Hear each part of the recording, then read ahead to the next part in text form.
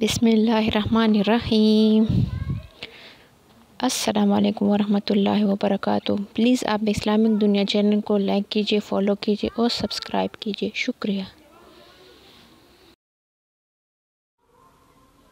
قامس نے ابن بریدہ سے، انہوں نے یحییٰ بن یعمر سے روایت کی، انہوں نے کہا کہ سب سے پہلا شخص جس نے بصرہ میں تقدیر سے انکار کی بات کی معبد جہنی تھا۔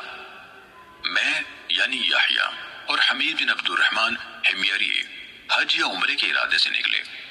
ہم نے آپس میں کہا کاش رسول اللہ صلی اللہ علیہ وسلم کے صحابہ میں سے کسی کے ساتھ ہماری ملاقات ہو جائے تو ہم ان سے تقدیر کے بارے میں ان آج کل کے لوگوں کی کہی ہوئی باتوں کے متعلق دریافت کر لیں۔ توفیق الہی سے ہمیں حضرت عبداللہ بن عمر بن خطاب رضی اللہ عنہما مسجد میں داخل ہوتے ہوئے مل گئے۔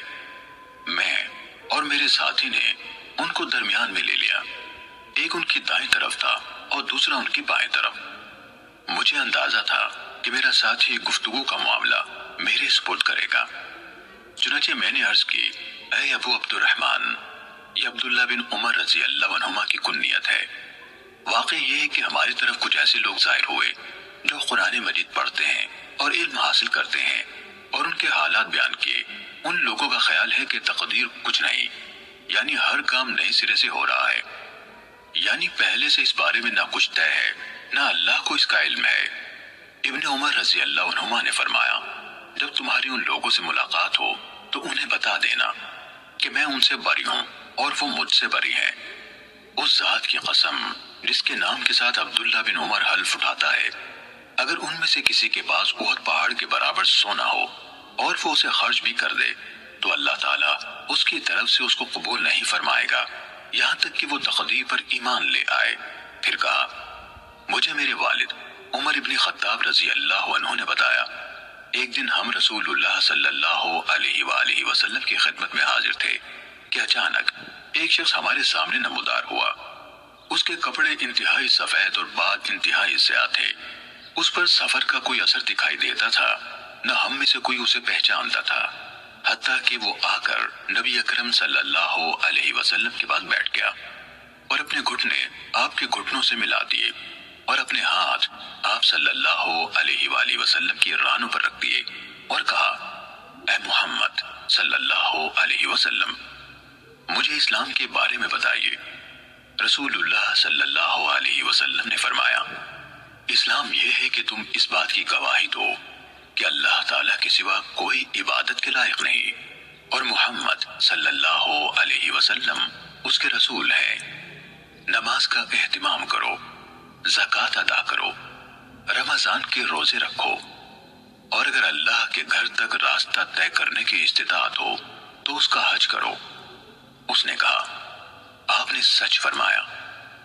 حضرت عمر رضی اللہ عنہ نے کہا، ہمیں اس پر تعجب ہوا کہ آپ سے پوچھتا ہے اور خود ہی آپ کی تصدیق کرتا ہے۔ اس نے کہا، مجھے ایمان کے بارے میں بتائیے۔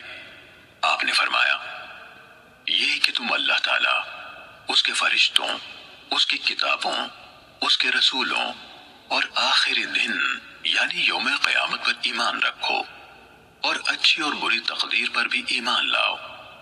اس نے کہا، آپ نے درست فرمایا۔ پھر اس نے کہا، مجھے احسان کے بارے میں بتائیے۔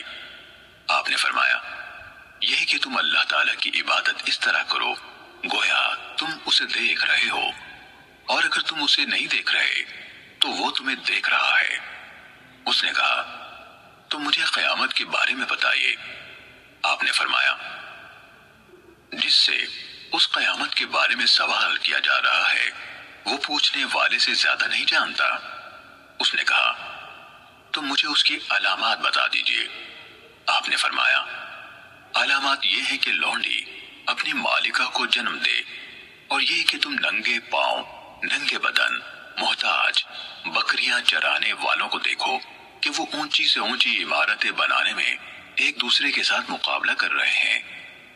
حضرت عمر رضی اللہ عنہ نے کہا، پھر وہ سائل چلا گیا۔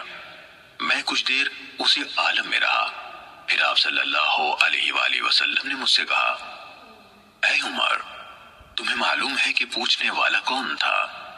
میں نے عرض کی، اللہ۔ اور اس کا رسول زیادہ آگاہ ہے۔ آپ صلی اللہ علیہ وآلہ وسلم نے فرمایا، وہ جبرائیل تھے، تمہارے پاس آئے تھے، تمہیں تمہارا دین سکھا رہے تھے۔ مسلم حدیث نمبر 93۔